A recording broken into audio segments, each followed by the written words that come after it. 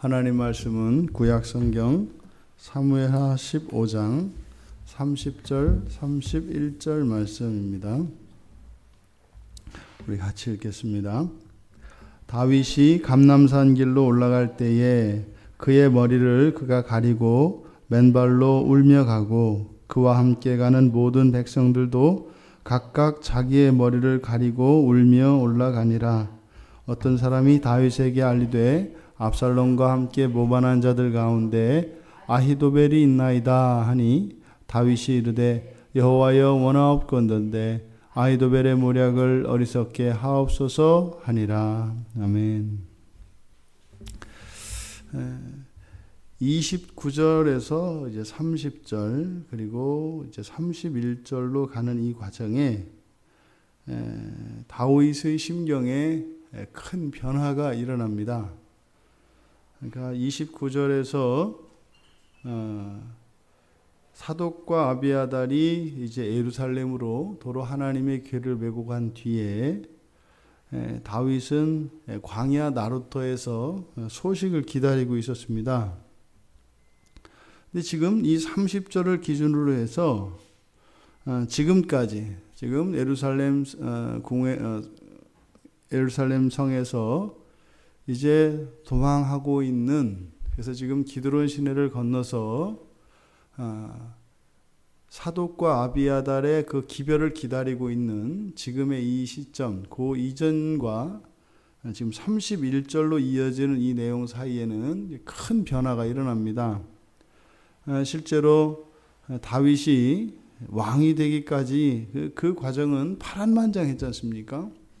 사울이 끊임없이 다윗을 죽이기 위해서 추격전을 멈추지 않았고, 숱한 위험 속에서도 다윗이 살아남을 수 있었던 것은 어쨌든 그의 지략과 그런 용맹성이 분명히 큰 힘을 발휘했습니다. 물론 그 모든 것은 하나님의 도우심 아래 있었던 일이죠. 그런데 왕이 되고 난 뒤에 지금 밧세바 범죄 사건 이후로 지금 1년에 쭉 되어져 온 이 과정을 보면 과연 이게 다윗이 맞는가 싶을 정도로 지금 뭐 그냥 상황에 떠밀려서 가는 그런 사람의 모습이었습니다.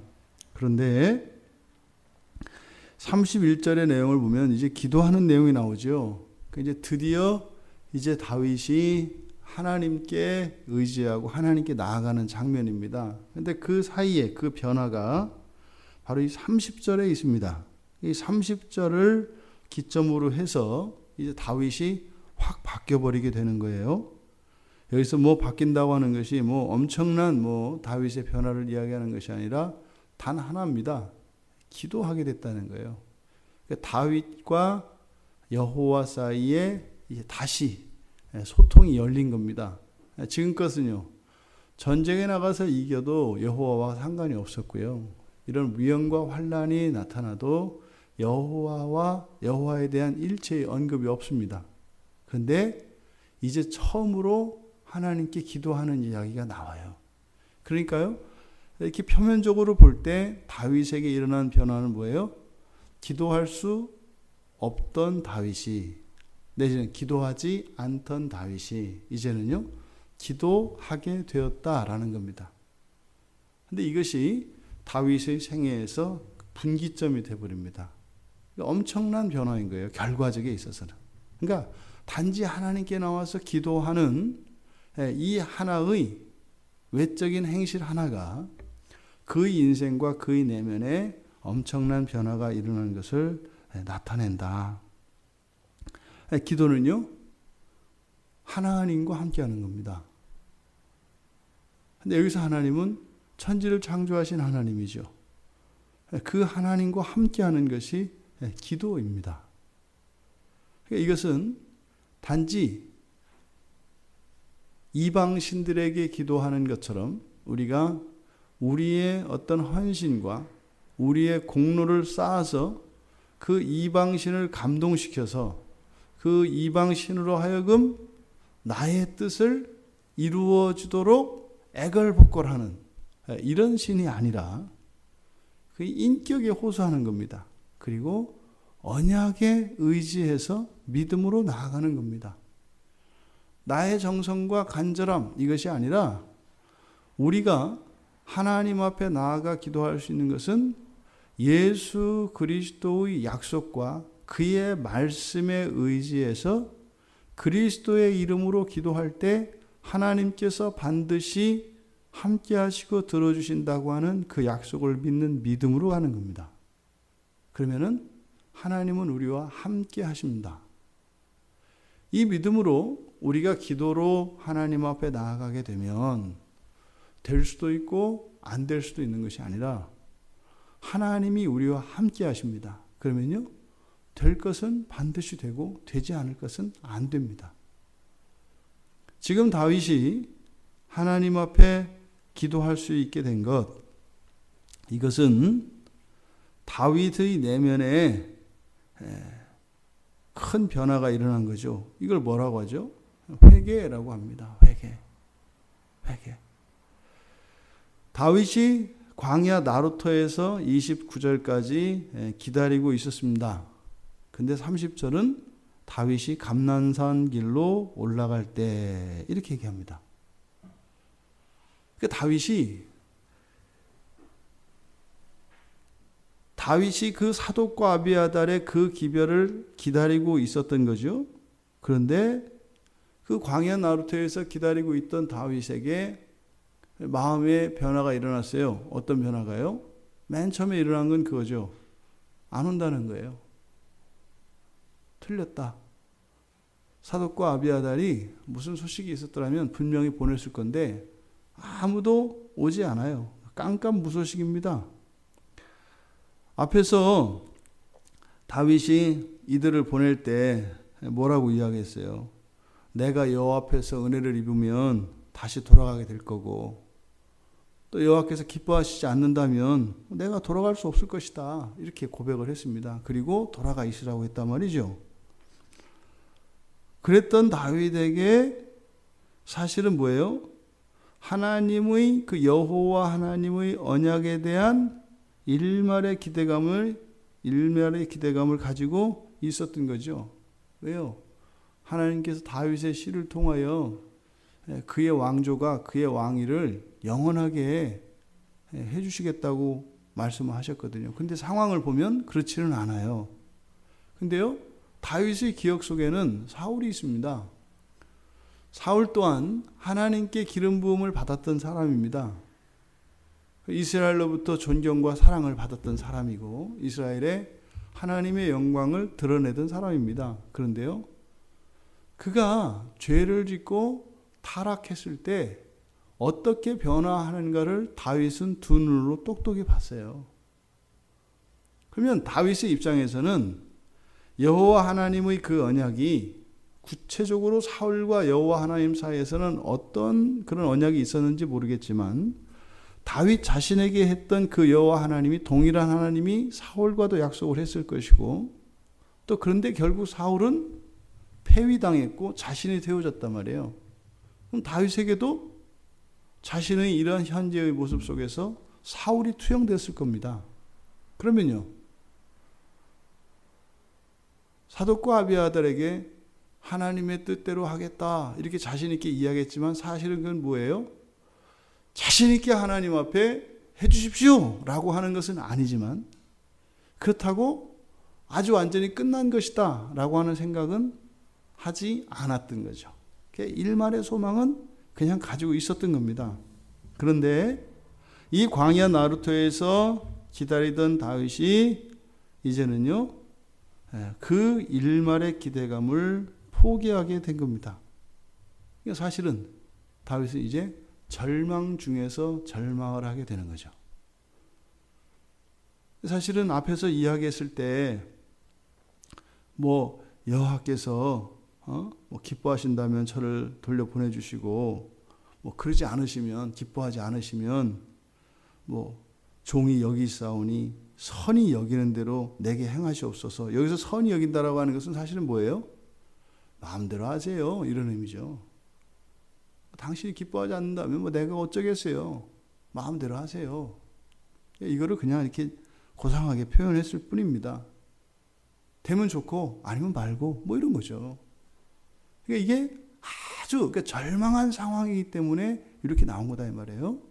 그리고 나서 다윗은 기다린 겁니다. 뭐요? 어떻게 하나 한번 보자는 거죠. 하나님이 어떻게 하는지 한번 보겠다는 거예요. 이렇게 기별을 기다리는 태도였습니다. 그랬더니요, 역시나 안 오는 거죠. 역시나 안 오는 거예요. 뭐 예상은 했지만 막상 이렇게 되고 보니까 어떻게 해요? 서운하네. 큰 기대는 없었지만 그렇다고 내가 아주 기대를 안 한 것도 아니었는데 또 그렇다고 또 이렇게 되냐? 그러니까 절망 중에 완전한 절망으로 빠져버린 겁니다. 그러니까 언약에 대해서 사실 완전한 믿음을 갖고 있지는 않았지만 완전히 포기하지 않았던 그 다윗에게서 지우개로 완전히 싹 지워버리는 거예요. 그럼 그렇지. 내가 한 짓이 있는데 뭐 어쩌겠냐. 하지만 내키지는 않죠. 뭐라고 할 수는 없지만 받아들일 수는 없는 상황이죠. 그러면요, 이제 그 광야 나루토에서 기다리던 다윗이 이런저런 생각을 다 하지 않았겠어요? 하나님, 뭐 이렇게 해서 해주시면 제가 착하게 살게요. 뭐 다시는 죄 짓지 않고 뭐 이럴게요. 에? 뭐 그랬겠죠. 뭐 압살롬 저 녀석이 저렇게 했지만 내가 용서하고 뭐 이렇게 할게요. 하나님 사랑하고요. 이렇게 살게요. 그렇게 착한 마음을 먹었었으니까 더 절망이 커지는 거예요. 내가 한번 해보겠다고 기회를 더 주시면, 그런데요, 아무 기별이 없는 거예요. 그러니까 이제는 하나님에 대한 원망이 오는 것이 아니라 그 이전까지는요, 상황 때문에 오히려 하나님에 대한 원망이 생기고 낙심하고 절망하고 이랬거든요. 근데는요, 이제 진짜 자신도 왕에서 이제는 폐위가 되었고, 어쩌면 지금 길가에서 압살롬의 군대에 의해서 자신이 습격을 당해서 죽을지도 모른다라고 하는 절대적인 절망을 가지게 된 겁니다. 그러니까요, 어떻게 돼요? 머리를 가리고 맨발로 울면서, 여러분 생각해 보세요. 왕이에요. 골리앗 앞에서도요, 기죽지 않았던 다윗이에요. 어려서 그랬던 사람이 나이 먹어서 약해지겠어요? 그러지 않습니다. 그런데요, 지금 앞에서 맨발 벗고요, 머리를 내려서 머리를 가리고요, 울면서 가고 있어요. 그 모습을 보는 백성들의 마음이 어떻겠어요? 기가 막히죠. 다른 사람은 몰라도 그 위대한 다윗 왕이 지금 저러고 있어요. 여기서 다윗의 이러한 모습, 이거는요, 도저히 감당할 수 없는, 생전에 경험해 본 적이 없는 절망이 그를 확 덮쳐버린 겁니다. 여기서 머리를 가렸다라고 하는 것은 극도의 슬픔을 나타내는 표현입니다. 그러니까 다윗이 어땠다는 거예요? 아주 극도의 슬픔에 빠졌다라는 겁니다. 근데 이 머리라고 하는 것은 명예의 상징입니다. 그러니까 머리를 가렸다. 이건 뭐겠어요? 자신의 명예가 완전히 땅에 떨어진 것에 대한 수치심의 표현입니다. 큰 슬픔과 수치심을 동시에 표현하고 있는 것이 머리를 가렸다라는 겁니다. 그리고요, 맨발이래요. 맨발은 뭐예요? 맨발은 종들의 모습입니다. 그러니까 왕으로서 맨발을 간다고 하는 것은 이제 자기 비하, 어쩌면 이것이 다윗이 생각하는 앞으로의 자기의 인생의 모습이었을 것입니다. 자기 비하와 이제는 완전한 겸손의 모습을 나타냅니다. 여기서 울음은 보겠어요. 슬픔에 대한 표현이고 절망이겠죠. 이때 다윗에게는 원망도 없고 다른 거 없습니다. 그저 무엇이에요? 자신의 인생 전체에 대한 그 밧세바의 범죄와 그 이후로 일어났던 그 암논의 그리고 압살롬의 이런 일련의 사건들에 대한 지독한 후회와 자기 반성밖에 없습니다. 극도의 절망에 빠지면 원망이 사라집니다. 그럼 현실, 자기 앞에 놓인 이 현실 때문에 절망할 수밖에 없습니다. 이것은 돌이킬 수 없고 피할 수 없기 때문에. 그러면 지독한 후회가 옵니다. 그러지 말 것을. 그런데 이것이 단순한 후회로 끝난 게 아니라 다윗의 심령 안에 회개가 된 겁니다. 여기서 그 과정에 다윗의 마음의 변화가 일어난 거예요. 그것을 뒤따라오는 백성들이 함께 머리를 가리고 울며 올라갔다라고 하는 표현을 통해서 하나님 앞에 진솔된 그의 회개가 백성들의 마음에도 동일하게 회개를 일으켰다라고 하는 것을 나타냅니다. 그랬을 때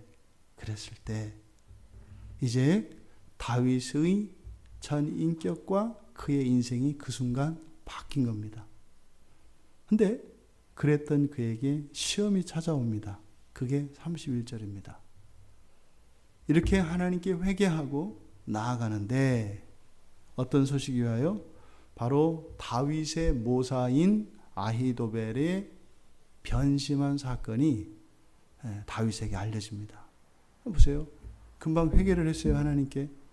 그랬는데 하나님의 도움에 대한 소식, 좋은 소식이 오는 게 아니라 어떻게 왔어요? 더 절망적인 비보가 들려왔다 이 말이에요. 그러면 회개 이전의 다윗의 상황이라면 어떻게 했겠어요? 더 슬퍼하거나 더 절망했을 겁니다.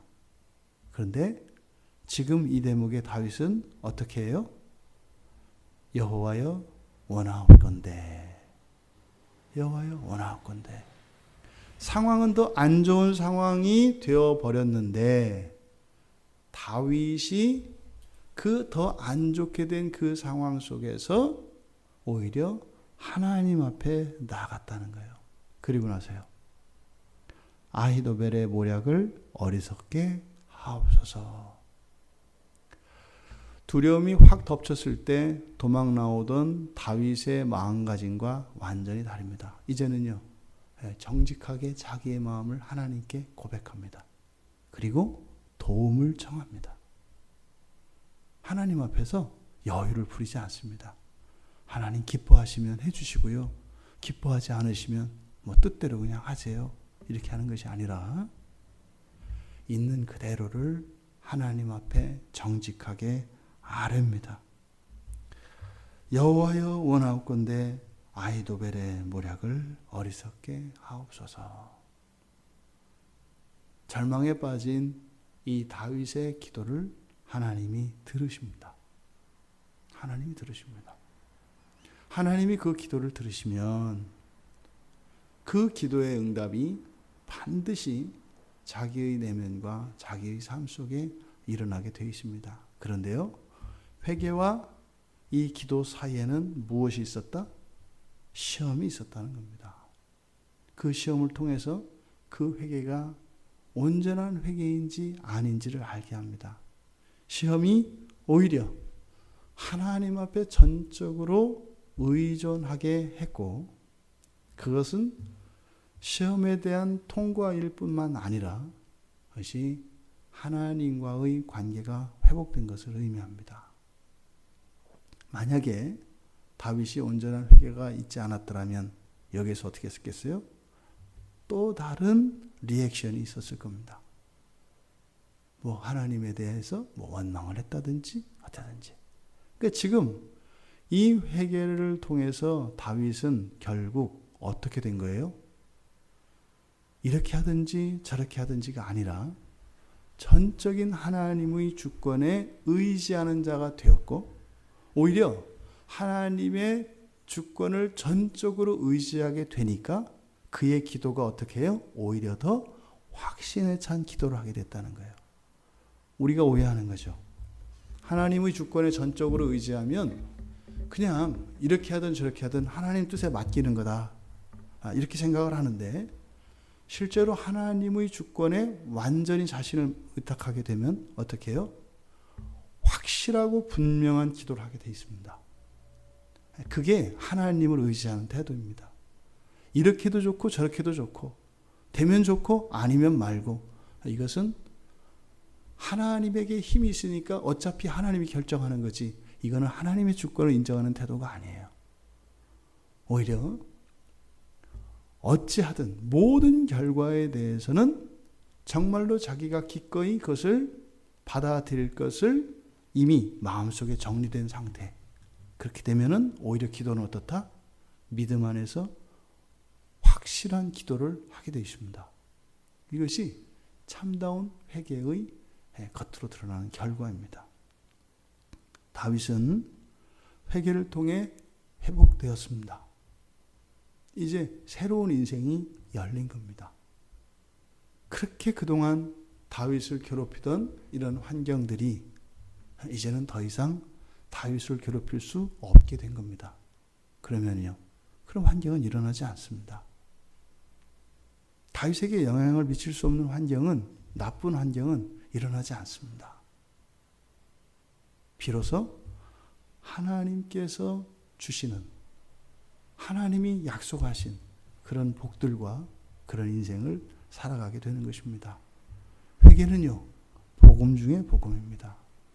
이 세상을 살아가는 우리 그리스도인들이 하나님의 용서를 경험하여서 종말에 모든 죄에 대한 용서뿐만이 아니라 우리의 현재의 삶 속에서도 역사 속에 살아계신 하나님을 경험하게 되는, 그 하나님과 동행하는 그 시작이 바로 온전한 회개에 있다는 것입니다. 이 회개의 은혜가 우리 모두에게 임하기를 바랍니다. 그래서 정말 우리가 원치 않았던, 또 우리가 고통스러워하고 우리가 살고 싶지 않았던 그런 인생, 그러한 삶의 환경들을 하나님의 능력으로 바꾸시고 우리를 새롭게 하시는 그 은혜가 임하기를 주님의 이름으로 축원합니다. 살아계신 하나님, 그동안의 그 지독한 환난과 아픔과 이런 고난들이 다윗에게는 지옥을 사는 것 같은 시간들이었을 것입니다. 마침내 그의 마음속에 회개가 열렸고 하나님의 주권을 전적으로 인정하게 되어서 이제 정말 하나님과 동행하는 삶을 살게 해주셔서 감사합니다. 예수 그리스도를 믿는 믿음 안에 저희에게 주신 이 회개의 복음이 저희들의 실제적인 삶 속에서도 참된 복음이 될 수 있도록 은혜를 내려 주시옵소서. 감사하며 예수님의 이름으로 기도드리옵나이다. 아멘.